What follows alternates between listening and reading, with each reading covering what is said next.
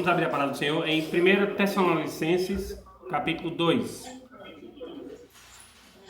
1 Tessalonicenses, capítulo 2. Vamos falar sobre o último ponto no qual a igreja tem distorcido severamente, vamos falar dessa forma, na palavra de Deus. Então, vamos olhar em 1 Tessalonicenses capítulo 2. 1 Tessalonicenses capítulo 2. Que diz a palavra do Senhor. Porque vós, irmãos, sabeis pessoalmente que a nossa estadia entre vós não se tornou infrutífera, mas, apesar de maus tratos e ultrajados em Filipos, como é do vosso conhecimento, tivemos ousada confiança em Deus para vos anunciar o Evangelho de Deus, em meio a muita luta. Pois a nossa exortação não procede de engano, nem de impureza, nem se baseia em dolo. Pelo contrário, visto que somos aprovados por Deus, a ponto de nos confiar Ele o Evangelho, assim falamos, não para que enganamos a homens, e sim a Deus, que prova o nosso coração. A verdade é que nunca usamos de linguagem de bajulação, como sabeis, nem de intuitos gananciosos. Deus disto é testemunha. Também jamais andamos buscando glória de homens, nem de vós, nem de outros. Embora pudéssemos, como enviados de Cristo, exigir de vós a nossa manutenção, todavia nos tornamos carinhosos entre vós, qual ama que acaricia o seu próprio filhos. Assim, queremos-vos muito, estávamos prontos a oferecer-vos não somente o Evangelho de Deus, mas igualmente a própria vida. Por isso que vos tornastes muitos amados de nós. Versículo 10, só para agora, mas leia depois até o versículo 12. Vós e Deus sois testemunhas do modo porque piedosa, justiça e irrepreensível procedemos em relação a vós outros que credes. Amém. E que o Senhor há de abençoar essa palavra aos nossos corações. O nosso primeiro estudo falou sobre que a igreja não está mais sentando aos pés de Cristo, aos pés dos apóstolos para aprender a palavra de Deus. Nós não estamos mais nos dedicando à leitura da palavra de Deus, que é os ensinamentos dos apóstolos em nosso meio. Tem muitas igrejas hoje que gostam muito de pregar sobre o Velho Testamento, sobre Mateus, Marcos, Lucas e João. Gosta até de falar sobre Apocalipse de uma forma distorcida, mas dos ensinamentos da palavra de Deus, para a igreja, isso está sendo deixado de lado. Um outro fato também, que nós falamos no segundo estudo, a falta de comunhão. Eu estava no culto de oração essa semana, e eu disse o que eu disse domingo passado. É incrível como estou tendo muita mais comunhão com vários irmãos durante essa pandemia do que tenho tido nos anos aí em Recife. Isso é interessante. E, de certa forma, é triste essa realidade. Mas a igreja, ela tem se afastado de ter comunhão. E a comunhão a gente dividiu em duas partes. A primeira parte, a compartilhar a alimentação. O brasileiro tem aquele ditado popular: você só conhece alguém quando comer com ele 1 quilo de sal. Né? Todos conhecem essa expressão. Mas nós não estamos nem sentando para tomar um cafezinho junto mais. Então, nós não estamos muito preocupados em sentar, tomar a ceia, comer o pão, tomar o cálice, mas não estamos preocupados em ter comunhão com os irmãos. E se nós não estamos tendo comunhão com os irmãos que nós vemos, como podemos ter comunhão com Deus que não vemos? Então, irmãos, nós temos que estar atentos a isso. E a falta de comunhão, ela também gera um outro fato. Nós não estamos orando um pelos outros.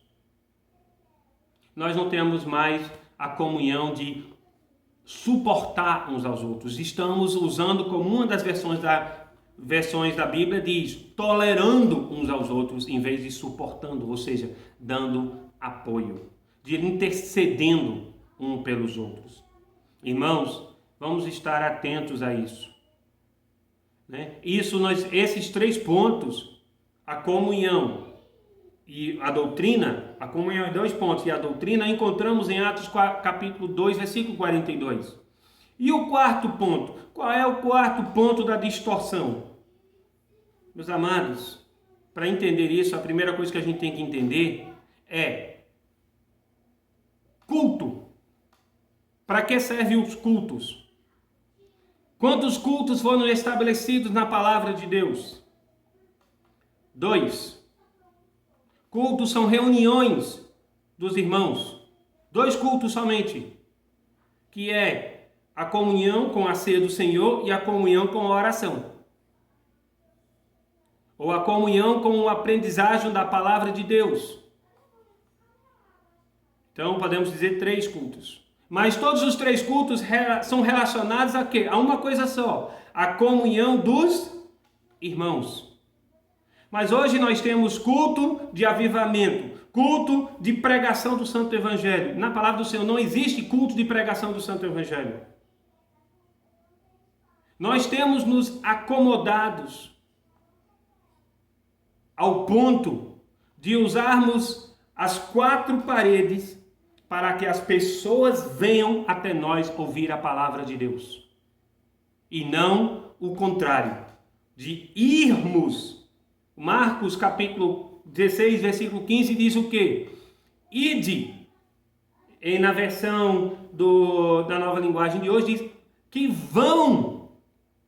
Ou seja, vá, do verbo ir, de sair do seu canto para pregar o Evangelho. Por isso a gente precisa entender alguma coisa nesse contexto de Tessalonicenses. Por isso que eu trouxe esse versículo ali essa semana, essa passagem, e me chamou bastante a atenção. Primeiro, nós descobrimos da ousadia de Paulo, Silas e Timóteo.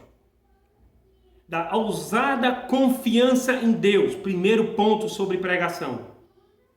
É confiança em Deus. Depositar nossa fé no Senhor. Depositar a nossa vida no Senhor. Então, o primeiro ponto é a ousadia, é a confiança, a ousada confiança em Deus. Paulo, Silas e Timóteo, e se eu não me engano, Lucas, ele não cita Lucas aqui, mas Lucas também, eles estavam em Filipos. Eles foram presos, foram açoitados, foram expulsos de cidades e chegam a Tessalônicas e fazem o quê? Pregam o Evangelho. Então, o primeiro ponto, a ousada. Segundo ponto, a preocupação com a linguagem deles. Nota que eles usam aqui, versículo 4 e 5, eu só vou ler o 5 só para a gente fazer a ligação. A verdade é que nunca usamos de linguagem de bajulação, como sabeis, nem intuitos gananciosos. Deus é testemunho. As pregações de hoje, chamamos as pessoas para a igreja para quê? 2 pontos. Para ser o grande pregador da era, ou de falar palavras persuasivas. Falar palavras de bajulação. Não sei se os irmãos têm acompanhado o YouTube, mas de vez em quando entra um comercial de autoajuda. E como é que os caras começam? Melhorar sua financeira, melhorar isso. Eles usam palavras que as pessoas querem ouvir. Eles não falam de verdades. Eles não falam do que as pessoas precisam ouvir. Eles falam do que as pessoas querem ouvir. E aí, você se anima a eles agora, você quer ouvir o que você precisa ouvir? Pague. Pague. Então, queridos amigos, o segundo ponto dessa palavra é cuidado com as nossas palavras. Não usamos de palavras de persuasões, nem usamos palavras de bajulação. Usamos palavras que venham de quem? De Deus. Para quem? Agradar a Deus. Pois no próprio versículo 6 ele diz, também jamais andamos buscando glória de homens, nem de vós, nem de outros. O que é que nós devemos estar buscando? Glorificar a Deus. Então, não devemos usar palavras de persuasões, palavras de bajulação, palavras de incentivo. Você vai conseguir, você é capaz. E usar para que as pessoas, eita, esse é o cara, esse é o pregador. Mas sim, buscar a glória de Deus. Buscar a glória do Senhor. Buscar que Deus seja louvado. É festa não na terra, mas é festa nos céus por um coração arrependido. Então, irmãos, nós temos que estar atentos a isso. Próximo ponto. Eu acho muito interessante o versículo 7. Embora pudéssemos, como enviados de Cristo, exigir, não vou entrar nessa parte da questão financeira, mas eu quero frisar a palavra enviados. O que são enviados? São aqueles que vão. São aqueles que vão. Que saiam do seu lugar de comodismo e vão falar do amor de Deus. E aí você pode usar a desculpa hoje que nós estamos em quarentena, que nós não podemos sair para pregar. Então eu vou fazer uma pergunta a você. Sua página de Face, de Instagram, de WhatsApp, proclama o quê? Fala do quê? E aí? E aí? Quem é que está sendo exaltado na sua página? O que é que você mais se preocupa? Eu vou ser sincero com você, tem uma das coisas que muito tem me incomodado em ter visto páginas de irmãos, e eu não falo de Recife, falo da Igreja de Cristo mundialmente, é a preocupação com a disputa política. Tem muito mais brasileiros, vamos falar brasileiros, preocupados com Bolsonaro do que com a palavra do Senhor sendo pregado.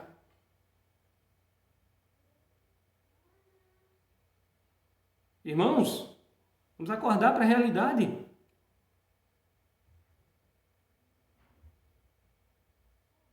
Então, vamos ver isso na palavra do Senhor. Então, o primeiro somos enviados de Cristo. Enviados de Cristo para falar do amor de Cristo. Nós não fomos enviados para falar de outras coisas. E muito menos fomos enviados para ficar dentro de quatro paredes esperando as pessoas virem para nós. Eu me lembro muito na Inglaterra, a desculpa dos irmãos, as pessoas não querem ir mais para a igreja, não querem ouvir mais a palavra de Deus. E eu escuto isso em Recife, escuto isso em São Paulo, escuto isso em todo canto. Mas a minha pergunta é, e você? Tem ido falar do amor de Deus? Mas aí tem alguns pontos de falar do amor de Deus que muitas vezes somos distorcidos. As pessoas querem ouvir bajulações e nós estamos bajulando. Estamos falando que as pessoas querem ouvir, mas não estamos falando de Cristo. Então, somos enviados de Cristo ou não somos, irmãos? Ah, não, mas eu não tenho o dom de pregar. Queridos, quem disse que você tem que ter o dom de pregar? Você tem que ter o dom de testemunhar do amor de Deus. Detinho, se eu perguntasse hoje você para falar sobre um dos seus irmãos, você teria condições de falar sobre um deles? Não é para falar não, mas você não teria condições? Se eu posso perguntar a Flávio, fala aí sobre Silas. Você precisa de muita coisa para falar sobre Silas? Azaf, fala aí de música para mim. Agora, fala de Cristo. A gente muitas vezes não consegue falar de Cristo porque a gente não vive Cristo. Irmãos, eu estou me exaltando, mas é com razão. E quando eu estou falando aqui publicamente que eu estou vendo a Igreja Casa de Oração de Recife, mas eu estou falando para a Igreja de Cristo em geral. Comigo não existe isso. Igreja Casa de Oração. Graças a Deus, Casa de Oração não vai para o céu. Quem vai para o céu é a Igreja de Cristo. O corpo do Senhor Jesus. E o corpo do Senhor Jesus parece que está morta. Está morto para a verdade. Nós não somos mais enviados, nós queremos que as pessoas sejam enviadas para nós. O que é que você tem feito? O que é que você fez essa semana para Cristo?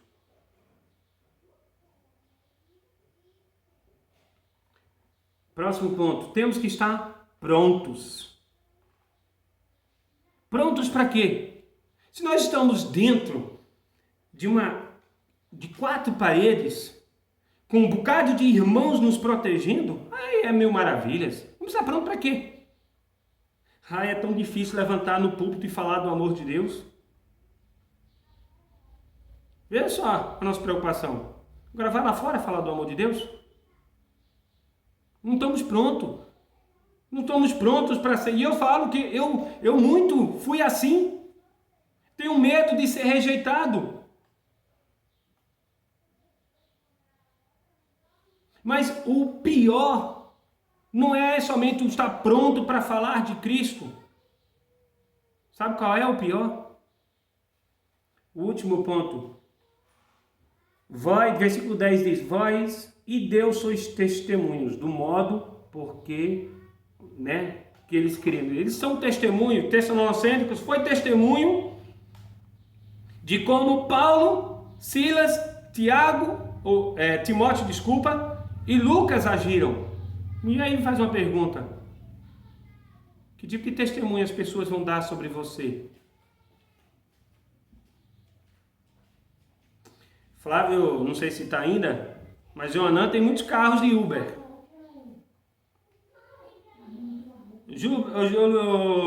Joanã, se o carro estiver podre, as pessoas vão falar o que sobre o teu carro de Uber?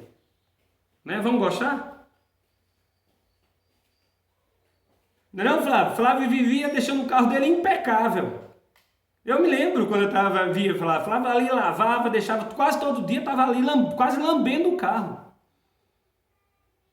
E o que as pessoas vão falar sobre suas atitudes como cristão? Seu site de internet. Sua vida para Cristo.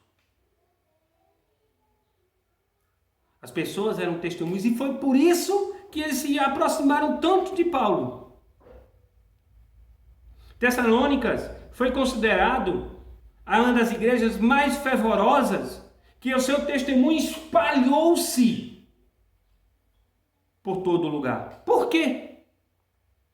Porque eles davam testemunhas. Eles davam testemunhos do amor de Deus. Eles tinham comunhão um com os outros e esperavam a volta de Cristo um com os outros e falavam do amor de Deus para as pessoas ao redor. Os cultos são para a igreja. O ID também é para a igreja. Mas o ID não é ir para uma igreja e ficar sentados, e sim sair ao mundo e falar do amor de Deus. Veio à mente hoje de manhã, João capítulo 15. Eu sou a videira. E se estais em mim, darás o quê? Frutos. Estamos dando os frutos para o Senhor? E eu agora queria finalizar com Romanos 10, 15. A desculpa sempre é, as pessoas não estão querendo ouvir. Só que Romanos 10 diz o quê? Deixa eu só puxar aqui.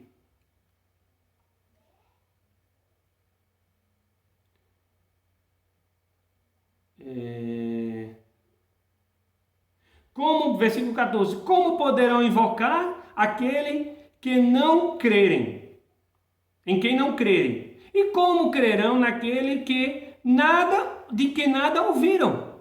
Veja só, Paulo já falava isso em Romanos. E como ouvirão se não tem quem pregue? Porque a igreja está muito preocupado em eles irem e não a gente ir até eles.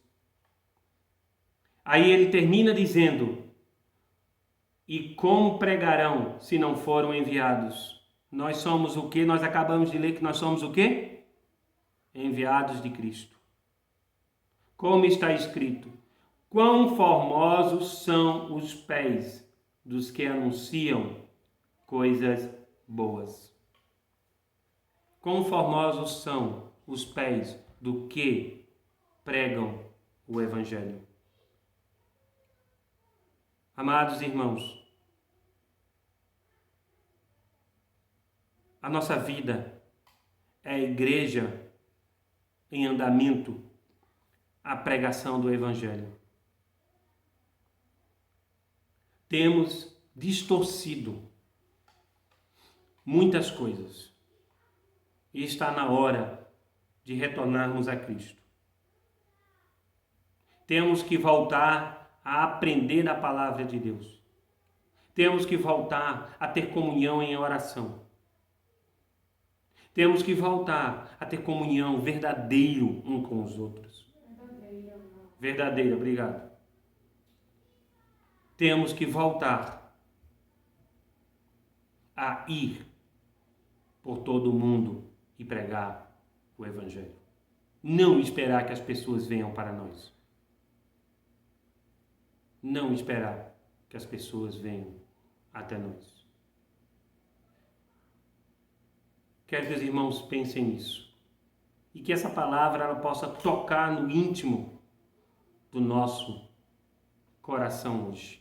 E que nós possamos nos ser moldado, que nós possamos nos deixar ser moldados pelo Senhor, para a glória e honra dele.